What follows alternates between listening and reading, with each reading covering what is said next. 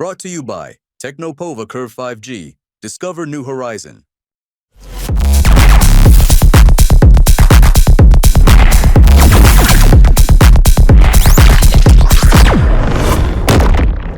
नमस्कार, स्वागत है आपका मनी 9 पर। मेरा नाम है रोहित कौशिक। आज हम चर्चा करने वाले हैं Jio financial services plus BlackRock. ये दोनों अपने अपने फील्ड के दिग्गज प्लेयर हैं और अब ये साथ में आ रहे हैं, वो भी भारतीय बाजार के अंदर।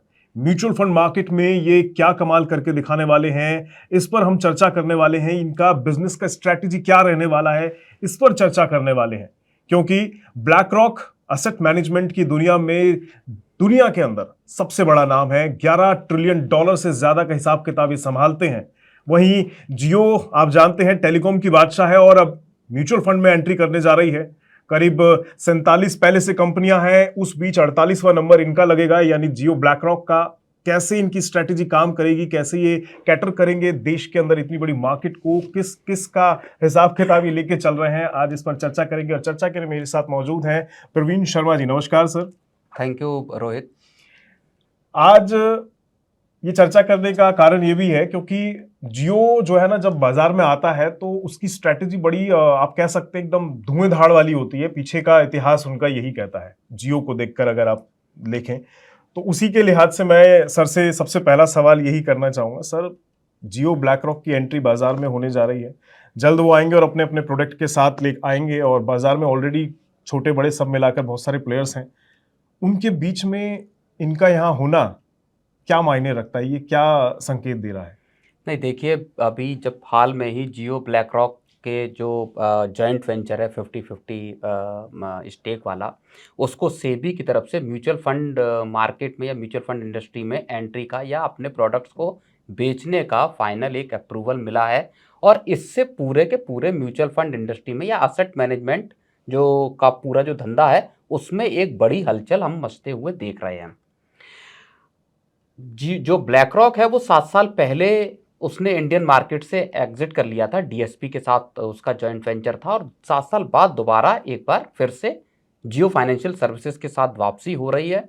अब दोनों की खूबियां हैं, जैसा आपने भी बताया, दोनों अपने अपने सेक्टर के दिग्गज हैं। जियो फाइनेंशियल सर्विसेज के साथ नाम किसका जुड़ा हुआ है? रिलायंस का, रिलायंस इंडस्ट्रीज का। ब्लैक रॉक $11.5 ट्रिलियन का असेट मैनेज करती है दुनिया भर में। पैसिव फंड्स हों या दूसरे तरीके के जो इन्वेस्टमेंट के जो ठिकाने हैं या इंस्ट्रूमेंट्स हैं, उसमें ब्लैक रॉक को महारत हासिल है। अब दोनों मिलकर बाजार में, भारत के जो म्यूचुअल फंड बाजार है उसमें क्या बड़ा खेल करने वाले हैं, ये बहुत समझने वाली बात है। और इसी वजह से जो बाकी की जो कंपनियां हैं उनके लिए भी थोड़ी सी एक कंपटीशन बढ़ता हुआ यहाँ दिखाई दे सकता है।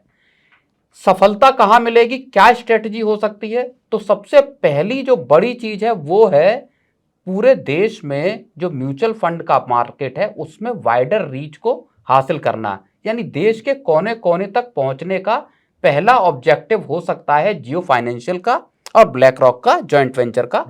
अपने Tier 2, Tier 3 शहर, बिल्कुल गांव देहात तक, जो लोग, देखिए ऐसे समझिए, जो लोग पोस्ट ऑफिस में पैसा लगाते हैं, जो लोग बैंकों के एफडी और आरडी में पैसा लगाते हैं, जो लोग सहकारी बैंकों में जाते हैं, जो लोग रूरल जो बैंक्स हैं, सहकारी बैंक है, रूरल बैंक, ग्रामीण बैंक है, वहां पैसा लगाते हैं, और जो लोग जो छोटी पॉन्जी स्कीम्स हो गई या जो प्राइवेट कंपनियां जो डे टू डे बेसिस पे जो पैसा कलेक्ट करती हैं, जैसे सहारा करती थी किसी वक्त पे, इस तरह की जो स्कीमों में पैसा लगाते, इनको टारगेट कर सकता है जियो का और ब्लैक रॉक का ये वेंचर।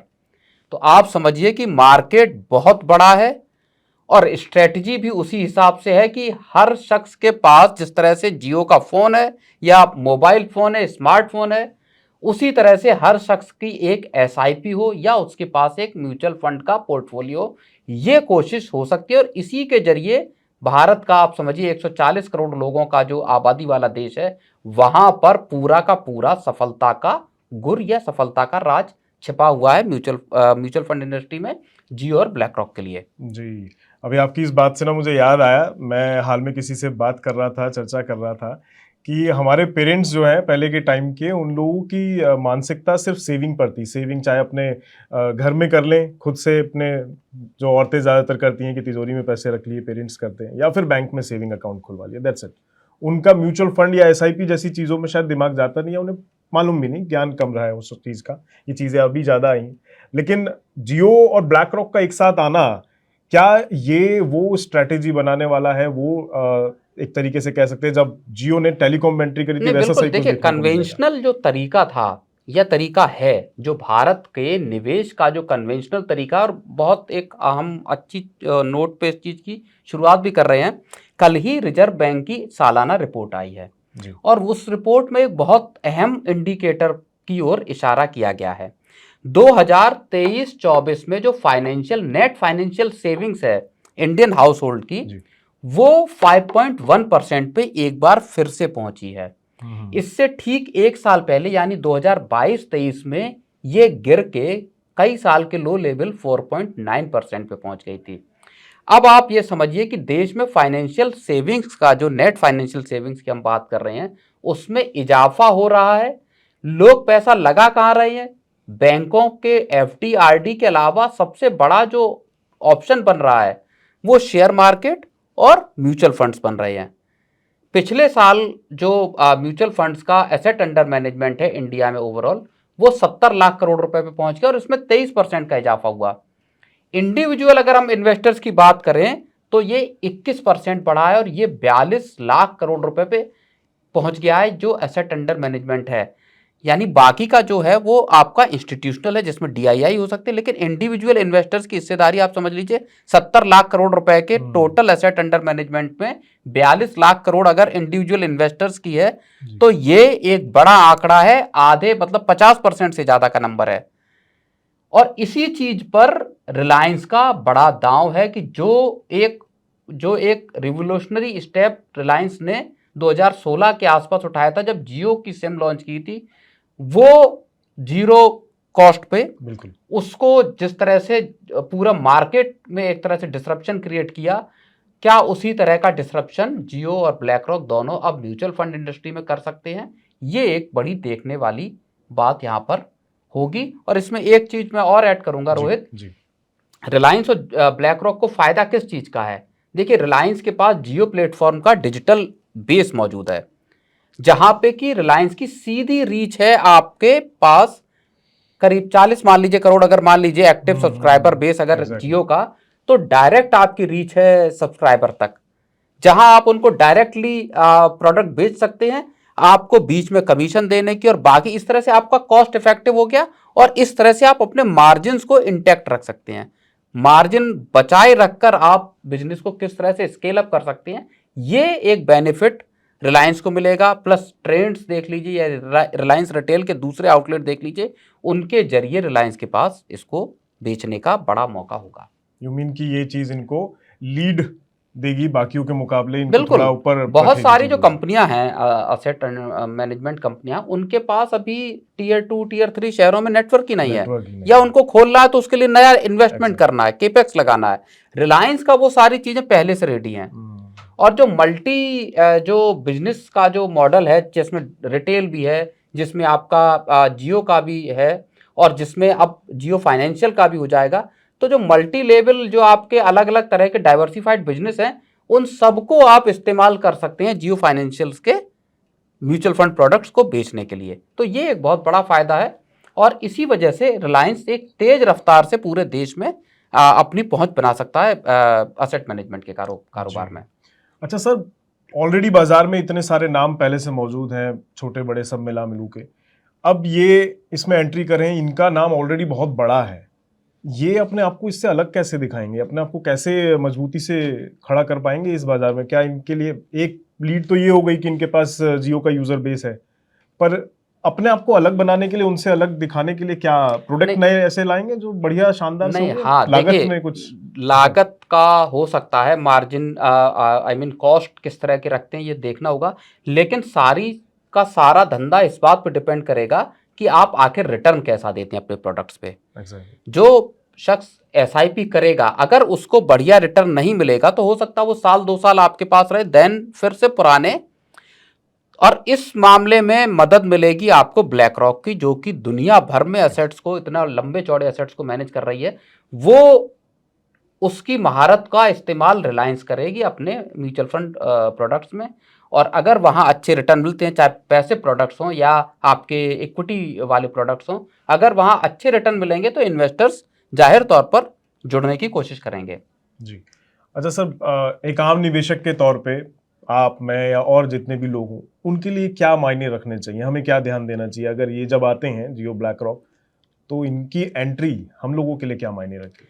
नहीं देखिए, जो म्यूचुअल फंड के इन्वेस्टर हैं उनके लिए बार बार ये बातें कही जाती हैं कि आप एक ट्रैक रिकॉर्ड देखें, आप देखें कि किन स्कीमों में, किन स्टॉक्स में या किन जगहों पर इन्वेस्टमेंट कर रहा है ये जो भी फंड है, या जो जिस स्कीम में आप पैसा लगा रहे हैं उसका ट्रैक रिकॉर्ड देखें। कौन मैनेज कर रहा है उसको, जो फंड मैनेजर है उसका ट्रैक रिकॉर्ड देखें, कितना एक्सपीरियंस है उसको देखें, कितना एग्रेसिव है। और सबसे बड़ी बात जो है, किसी भी फंड को लेने या किसी भी स्कीम में इन्वेस्टमेंट करने से पहले आपको अपने रिस्क प्रोफाइल को चेक करना चाहिए कि आप कितना रिस्क लेने की हैसियत में है। और एक और चीज कि आप कितने लंबे इन्वेस्टमेंट होराइजन को देख के चल रहे हैं, यानी कितने लंबे वक्त के लिए आप निवेश करना चाहते हैं। माना ये जाता है, ये सारे जानकार ये कहते हैं कि जितने लंबी अवधि के लिए आप इन्वेस्टमेंट करते हैं म्यूचुअल फंड में, आपको उतने ही ज़्यादा फायदे होने की उम्मीद रहती है। जी। सर, एक सवाल और ये कि अभी जैसा कि हम अमेरिका वगैरह पे देख रहे हैं, ट्रम्प साहब ने टैरिफ का चक्कर चला रखा है, सब देशों पे लगा रखे हैं। तो क्या लग रहा है आपको कि इसका इम्पैक्ट म्यूचुअल फंड मार्केट पर भी देखने को मिलेगा, खासकर अपने इंडिया के अंदर? नहीं देखिए, वो जो पूरा असर है वो पूरा अक्रॉस दी इंडस्ट्रीज और अक्रॉस दी सेक्टर्स है। उसमें आप ये समझिए कि टैरिफ को लेके जब तक अनसर्टनिटीज़ क्लियर नहीं होंगी, मार्केट्स में भी हम लगातार जो डे टू डे बेसिस पे देख रहे हैं, एक दिन चढ़ता है एक दिन गिरता है। अमेरिका की जो अनसर्टनिटीज़ हैं, अमेरिका की पैदा की हुई, वो अभी पूरी दुनिया उससे कन्फ्यूजन में बनी हुई है, मार्केट्स भी कन्फ्यूजन में है कि आखिर आने वाले वक्त में आउटलुक रहेगा कैसा। और वो आउटलुक बहुत, आप ये समझ के चलिए कि अगले 5-6 महीने में ये चीज़ें जाकर सेटल डाउन हो पाएंगी। जी। तो कुल मिलाकर बात इतनी है कि जियो ब्लैक रॉक की एंट्री धमाकेदार हो सकती है, और जाहिर तौर पर वो जब एंट्री करेंगे तो वो टियर 1 यानी दिल्ली मुंबई जैसे हाईटेक शहरों तक सीमित नहीं रहने वाले, पूरे देश को कैटर करेंगे। उसमें गांव देहात, छोटे तबके और टियर 2 टियर 3 शहर भी आएंगे। और जब ऐसा होगा तो जाहिर तौर पर 47 जो छोटे बड़े प्लेयर हैं इस मार्केट के अंदर, 48वां नाम भले ही इनका होगा, पर हो सकता है ये बहुत तुरंत पहले नंबर पर काबिज हो जाएं। और ये देखना बड़ा दिलचस्प होगा कि इनकी एंट्री और इनके प्रोडक्ट्स कितने दमदार होंगे। सही कह रहा हूं मैं सर? बिल्कुल। तो चलिए, दीजिए इजाजत सर। बहुत बहुत शुक्रिया इस चीज के ऊपर जानकारी देने के लिए, और आपसे फिर मिलेंगे किसी नए मुद्दे के साथ। दीजिए इजाजत, नमस्कार। Brought to you by Technopova Curve 5G. Discover new horizon.